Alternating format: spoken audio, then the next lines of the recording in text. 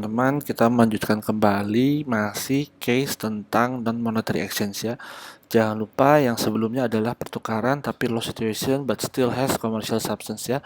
Yang sekarang dia kondisinya gain situation ya. Artinya tadi sudah saya sebutkan kembali di ending video yang sebelumnya adalah bahwa gain ataupun low situation adalah perbandingan dari book value kita mencatat depresiasi dengan fair value-nya. Oke.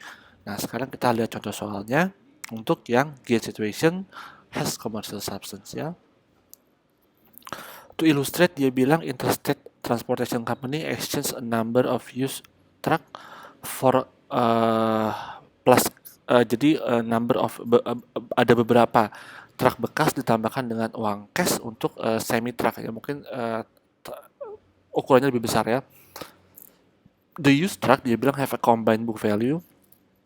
Kenapa have combined book value? Karena ada several ya, number dia bilang exchange number of used trucks. Jadi dia bilang ada combined book value, but in total dia bilang sekitar 42.000 ya. Costnya 64.000 dikurangi dengan 22.000 accumulated depreciations ya. Interested purchasing agent experience in the second hand market indicate that the used trucks have fair value-nya 49.000 ya. Coba ingat di mana gain situation-nya ya, yaitu perbandingan antara book value dan fair value ya. Book value-nya 42, kita mencatat kerendahan. Fair value menghargainya sebesar 49.000. In addition, dia bilang to the truck interstate must pay, masih harus membayar sebesar 11.000 ya. Sekarang kita lihat computation of semi truck cost-nya, dia bilang fair value of truck exchange 49.000 ya. Cash paid-nya 11.000 sehingga cost of semi truck sekarang menjadi 60.000 ya. Nah, kemudian kita lihat seperti biasa kita hitung dulu gain-nya atau loss-nya. Fair value of used truck bekasnya 49.000 ya, fair value-nya. Cost-nya sendiri 64.000 ya. Cost-nya 64.000 ya. Kemudian accumulated depreciation yang sudah berjalan 22.000 ya. 22.000. Kemudian less book value-nya sehingga tersisa 42.000 ya. Gain on disposal-nya menjadi 7.000, 7.000 naik ke atas ya, ke perhitungan yang sini ya. Trucks semi 60.000, accumulated depreciation trucknya 22.000, truk bekasnya pindah ke kredit ya 64.000 hilang, gain on disposal 7.000, cash di kredit keluar sebagai penambahan untuk mendapatkan trucks dengan ukuran semi ya. Nah, itu contoh exchange tapi gain ya memiliki commercial substance. Nah, sekarang kalau dia tidak memiliki lack of commercial substance, that is the economic position of Interstate did not change significantly as a result of this exchange ya. Sudah kita bahas sebelumnya.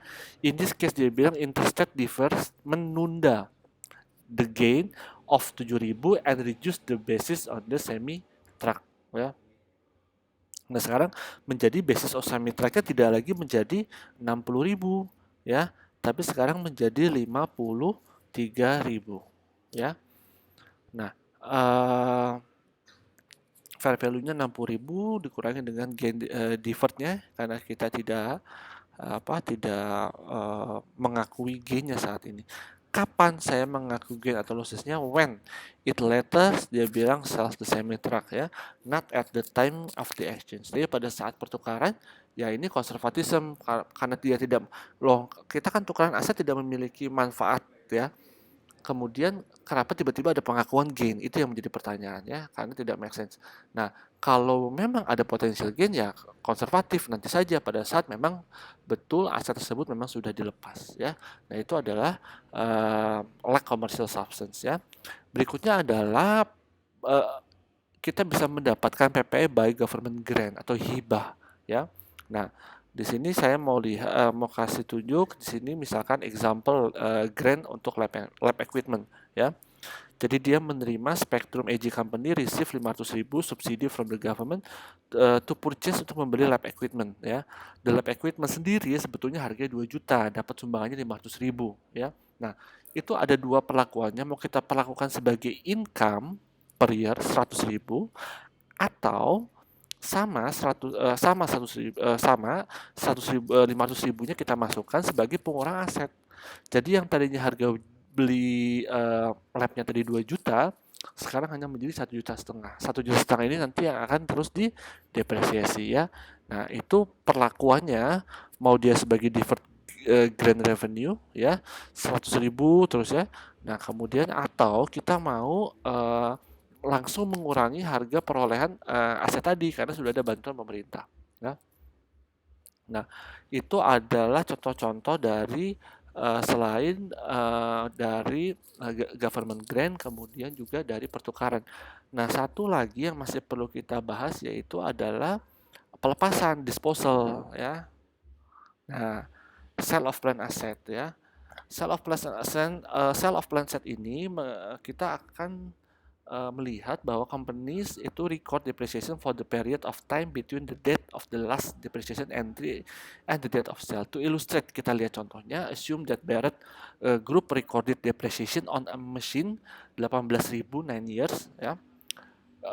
Mesin costing yang harga mesinnya sendiri 18.000 selama for 9 years ya dengan rate-nya 1.200 per tahun. If it dia bilang sells the machine in the middle of the 10th year, pertengahan tahun ke-10, sementara depresiasinya sendiri selama 9 tahun ya. Untuk 7.000 ya, coba kita lihat jurnalnya. Ini depreciation expense pada accumulated depreciation. Kenapa dia 600?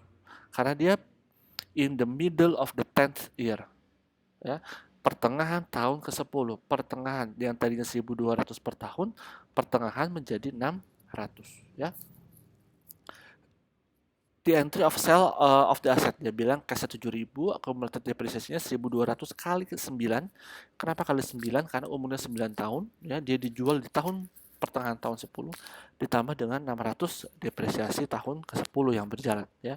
Machinery-nya 18.000, gain of disposal of asset-nya ada 400 ya. Nah, the book value of the machinery at the time of the sale is 18.000 dikurangi dengan 11.400 atau 6.600 ya.